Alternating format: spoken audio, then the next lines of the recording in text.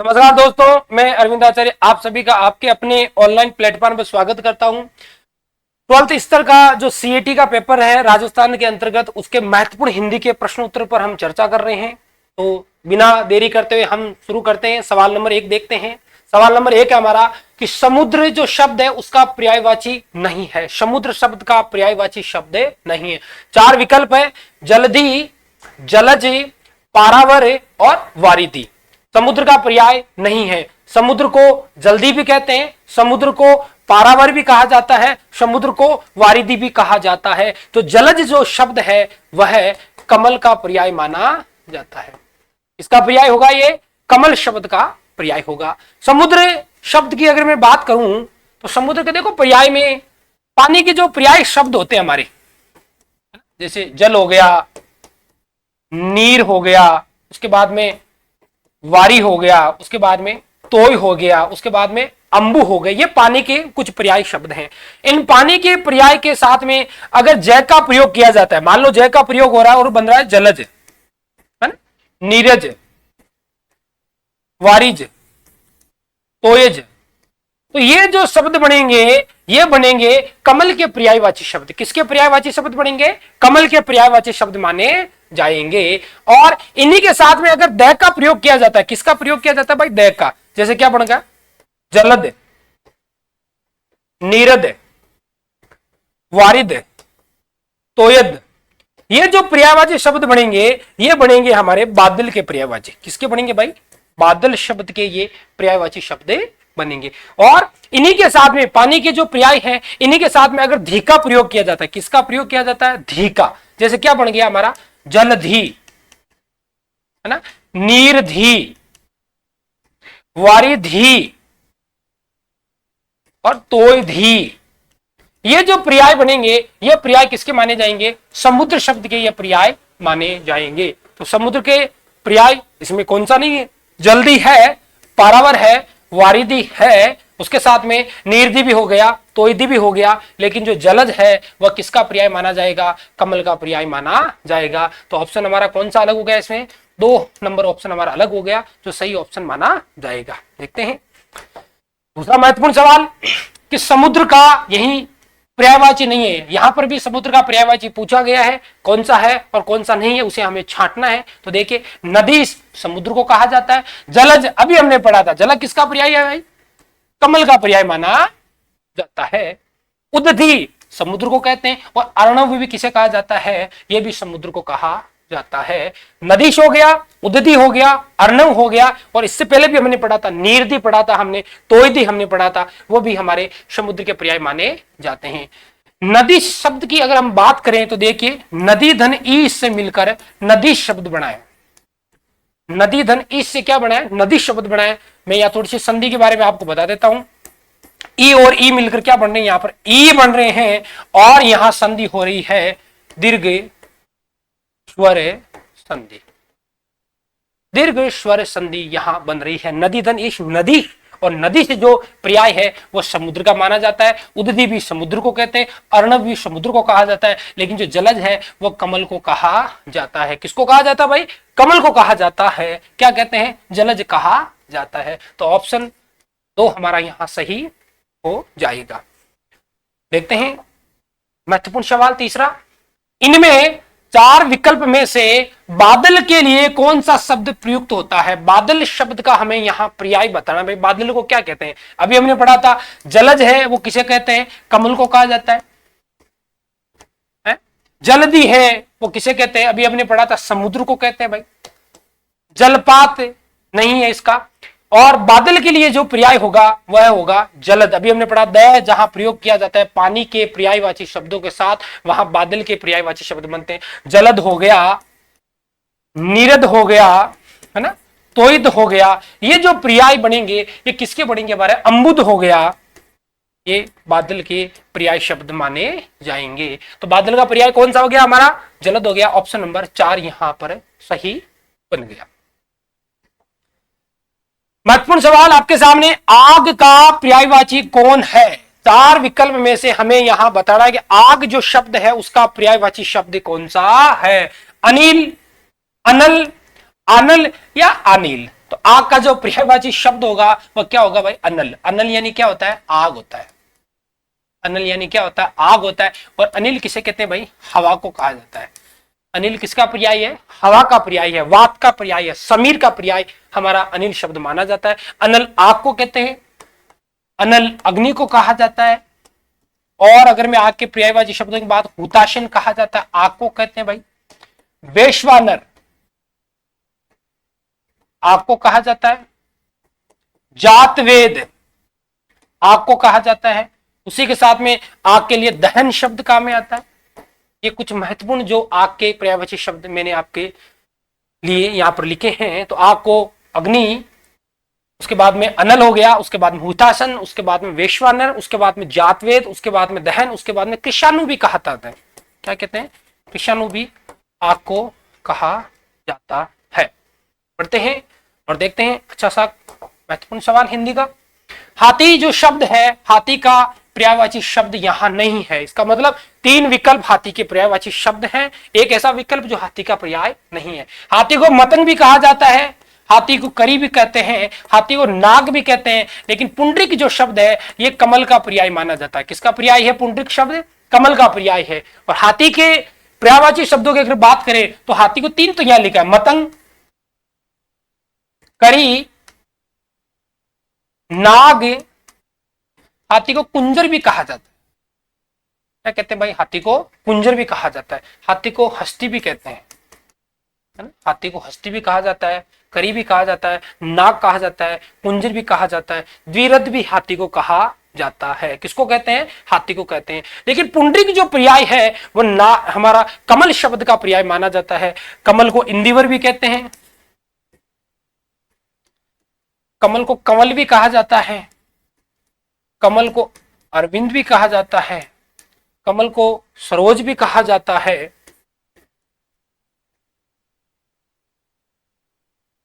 कमल को उत्पल भी कहा जाता है, कमल को शतपत्र भी कहा जाता है। ये हमारे कमल के कुछ महत्वपूर्ण पर्याय शब्द हैं।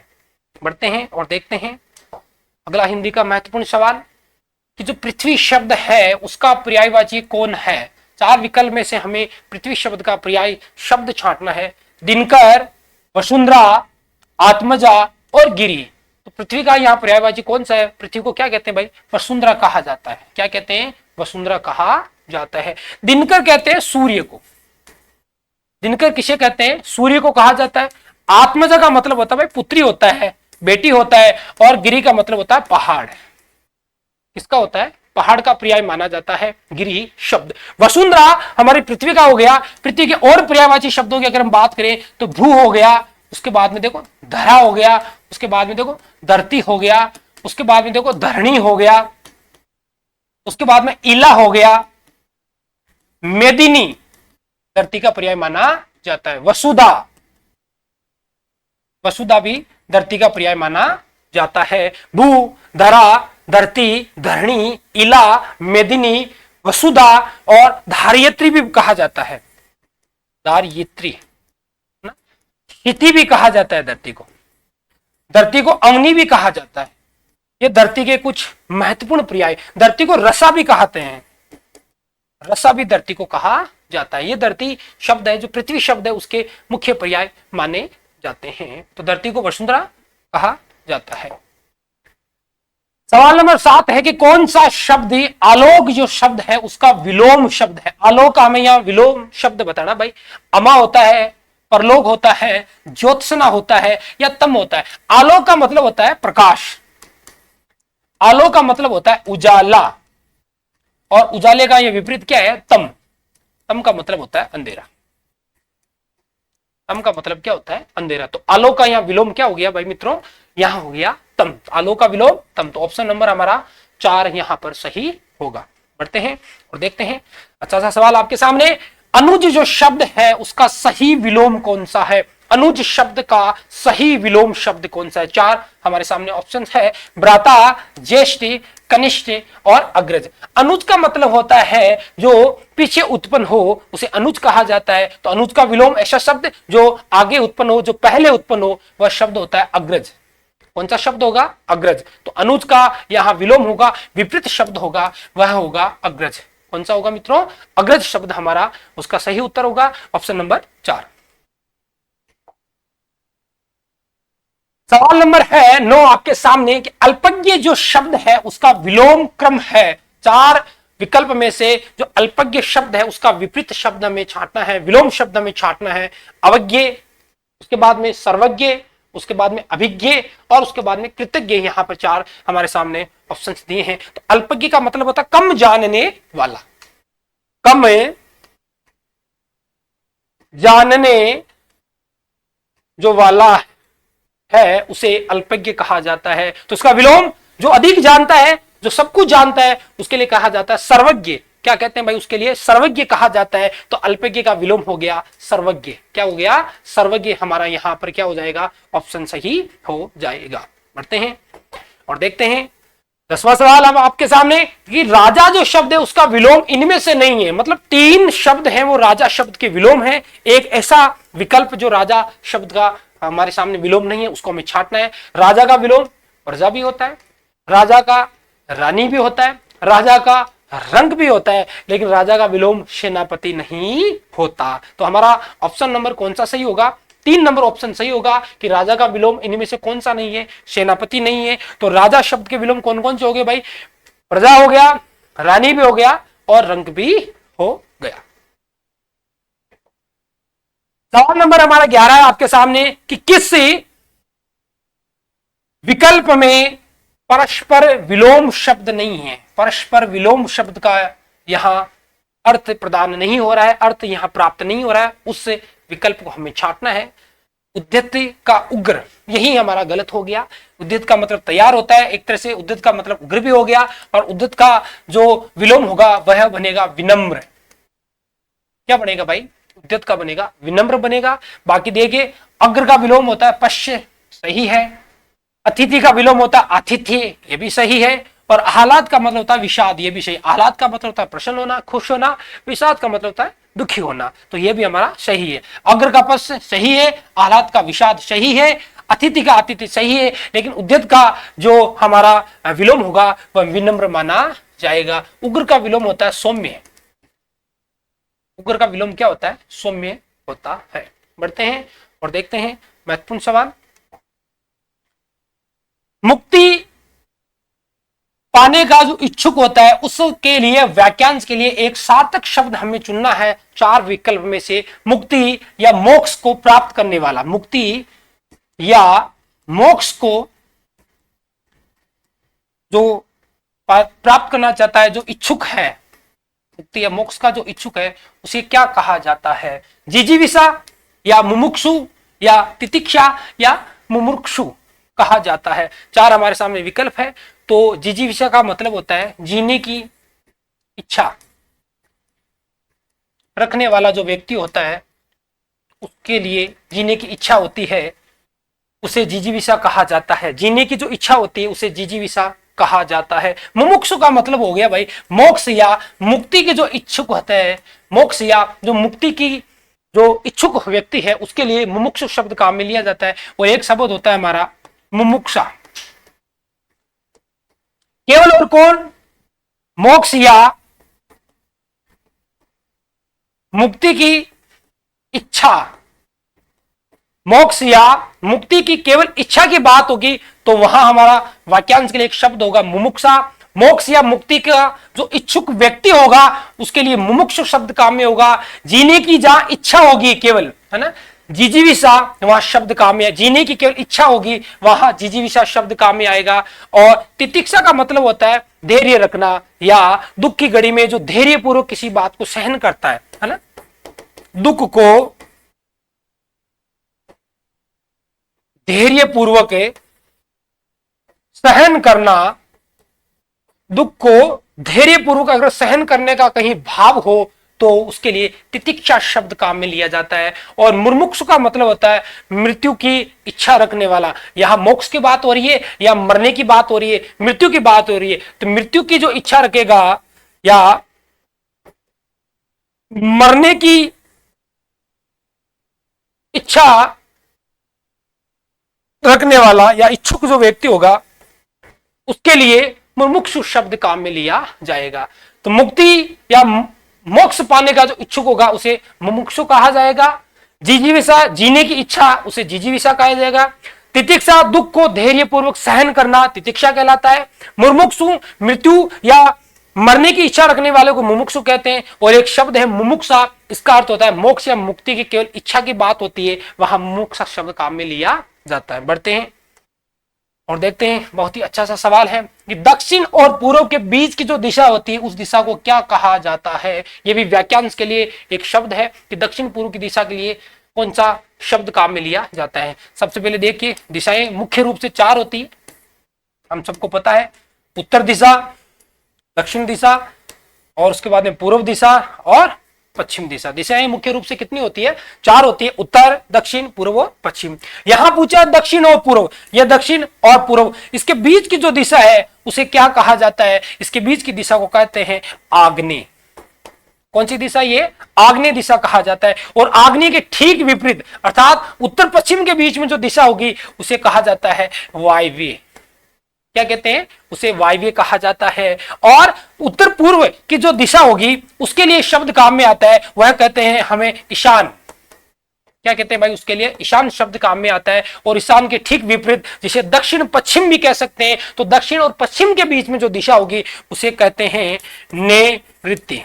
उसे क्या कहते हैं भाई? नैऋत्य उसे कहा जाता है। तो सवाल था हमारा, दक्षिण और पूर्व के बीच की दिशा क्या कहलाएगी? आग्नेय कहलाएगी। अगर आपसे पूछे कि उत्तर और पूर्व के बीच की दिशा ईशान कहलाएगी, आपसे पूछे उत्तर और पश्चिम की दिशा वायव्य कहलाएगी, आपसे पूछे दक्षिण और पश्चिम के बीच की दिशा कहलाएगी नैऋत्य के नाम से जानी जाएगी। तो बहुत ही महत्वपूर्ण सवाल है आपके सामने।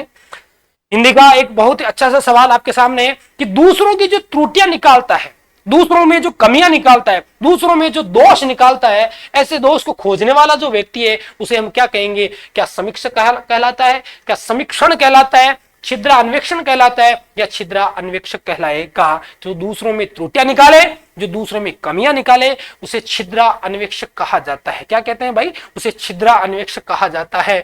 और छिद्र अन्वेषक की जगह कई बार आपसे पूछे तो याद रखना आप लोग, उसे छिद्रा अन्वेषी भी कहते हैं। क्या कहते हैं भाई? छिद्रा अन्वेषी भी उसे कहा जाता है। छिद्रा अन्वेषक या छिद्रा अन्वेषी जो दूसरे में त्रुटियां या दोष या कमियां खोजने का काम करे। समीक्षक जो कोई रचना होती है उसमें आलोचना निकालने का काम करे, आलोचना देने का काम करे, उसे समीक्षक कहा जाता है।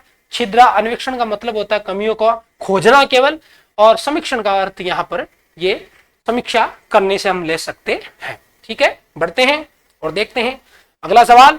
अभिप्सा शब्द, अभिप्सा जो शब्द है उसके लिए किस वाक्यांश के लिए यहां प्रयुक्त होता है? अभिप्सा शब्द के लिए यहां वाक्यांश हमें बताना है। 4 विकल्प में से कौन सा वाक्यांश यहां प्रयुक्त होगा? पहला है जीवन जीने की इच्छा वाला, अधिक खर्च करने की इच्छा वाला, किसी वस्तु को पाने की नितांत इच्छा वाला, या जिसके बिना कार्य न चल सके उसके लिए यह अभिप्सा शब्द काम में आता है। तो अभिप्सा का यहां अर्थ होगा किसी वस्तु को पाने की जो नितांत इच्छा रखता है उसके लिए अभिप्सा शब्द काम में लिया जाता है। किसी वस्तु को पाने की इच्छा जो रखता है उसके लिए क्या शब्द काम में आएगा? वाक्यांश काम में आएगा, अभिप्सा उसके लिए कहा जाएगा। अभिप्सा से कहा जाएगा। अभिप्सा शब्द से कई बार आपसे अगर उपसर्ग पूछे तो अभी उपसर्ग का इसमें प्रयोग हुआ है। अगर संधि आपसे पूछे, संधि विच्छेद, अभिधन इप्सा हो रहा है, संधि का आपसे नाम पूछ ले तो ध्यान रखना है प्यारे दोस्तों, ई और ई मिलकर यहाँ ई का काम हो रहा है। और संधि का अगर नाम आपसे पूछ ले तो यहाँ संधि हो रही है दीर्घ स्वरे संधि, दीर्घ स्वरे संधि। तो अभिप्सा शब्द का वाक्यांश होगा किसी वस्तु को पाने की जो नितांत इच्छा है उसके लिए अभिप्सा शब्द काम में लिया जाता है।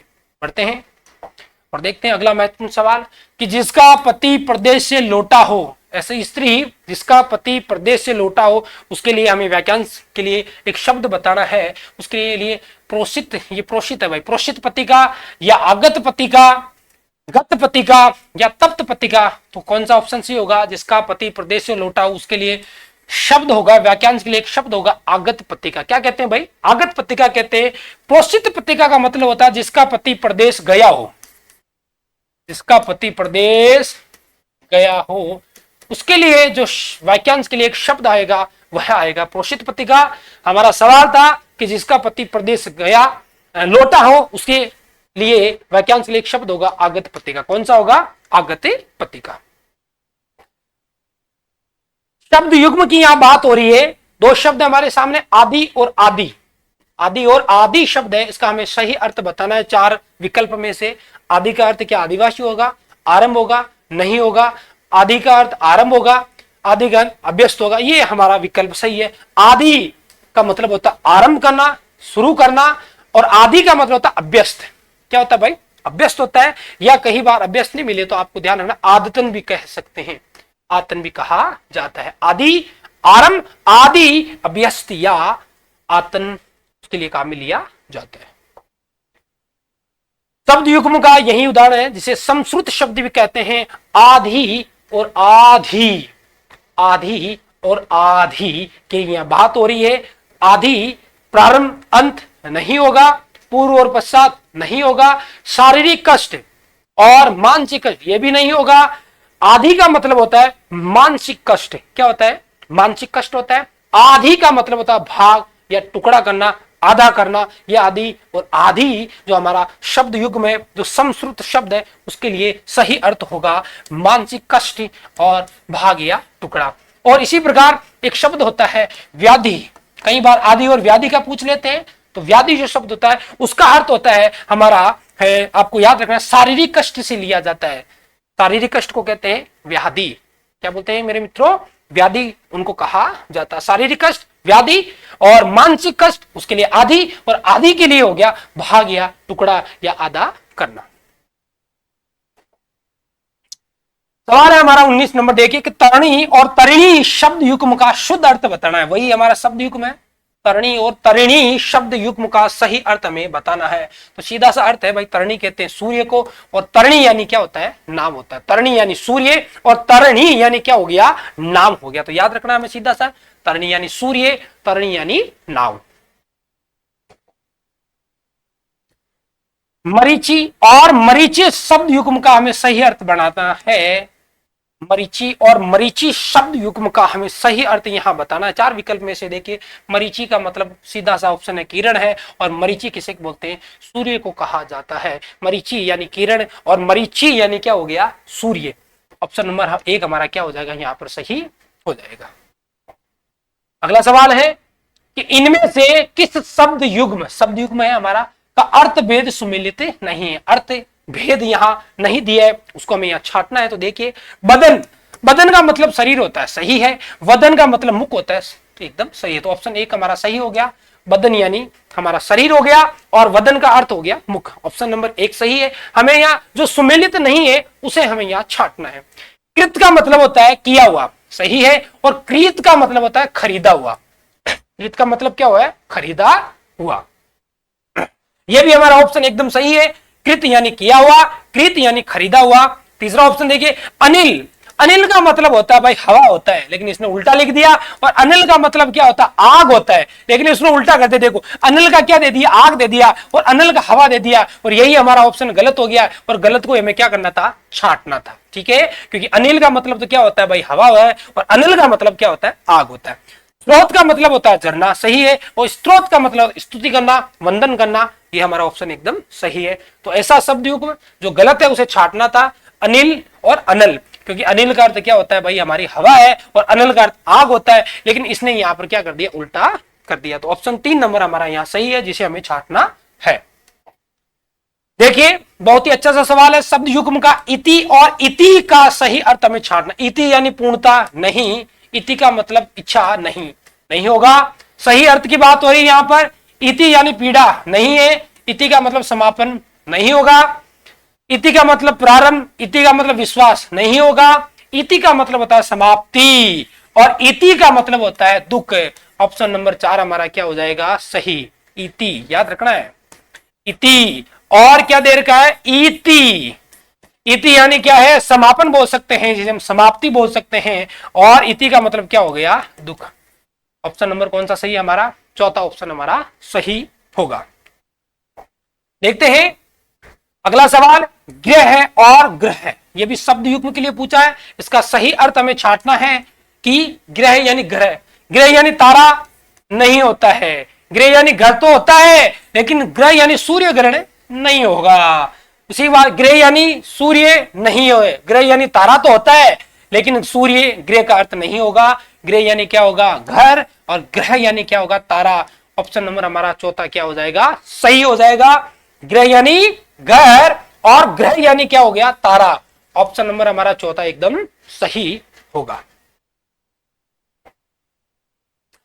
यहां पूछा है आपसे, संज्ञा का प्रकार नहीं है। संज्ञा किसी व्यक्ति, वस्तु, स्थान या भाव का जो नाम है, जिस नाम से हमें उनको उनकी पहचान होती है, उनको हम पुकारते हैं, उनका संबोधन करते हैं, वह शब्द संज्ञा शब्द कहलाता है। यहां बात हो रही है उनके प्रकार की। मुख्य रूप से संज्ञा के कितने प्रकार होते हैं भाई, 3 प्रकार होते हैं। कितने प्रकार होते हैं, 3 प्रकार। पहला कौन सा, व्यक्तिवाचक संज्ञा। दूसरा कौन सा, जातिवाचक संज्ञा। और तीसरा कौन सा, भाववाचक संज्ञा। संज्ञा के 3 मुख्य प्रकार होते हैं, लेकिन देशवाचक संज्ञा का कोई प्रकार नहीं होता। तो यही ऑप्शन हमें छांटना था कि संज्ञा का प्रकार नहीं है। कौन सा प्रकार नहीं है, देशवाचक संज्ञा का प्रकार नहीं है, देशवाचक संज्ञा का प्रकार नहीं है। बढ़ते हैं और देखते हैं अगला महत्वपूर्ण सवाल आपके सामने। सवाल नंबर 25 है कि निम्नलिखित में से किस विकल्प में सभी शब्द व्यक्तिवाचक संज्ञा है। निम्नलिखित में से किस विकल्प में सभी जो शब्द है वह व्यक्तिवाचक संज्ञा का यहां काम कर रहे हैं। निम्नलिखित में से किस विकल्प में सभी शब्द व्यक्तिवाचक संज्ञा। व्यक्तिवाचक की अगर मैं बात करूं,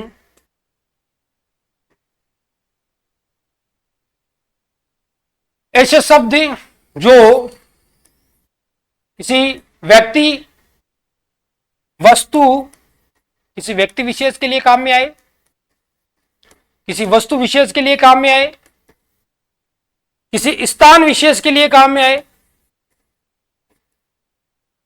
वहां व्यक्तिवाचक संज्ञा होती है। तो देखिए 4 विकल्प हमारे सामने। बकरी जातिवाचक हो गया, घड़ी जातिवाचक हो गया, चाचा नहीं होगा, होली नहीं होगा, तो हमारा ऑप्शन नंबर 1 नहीं होगा।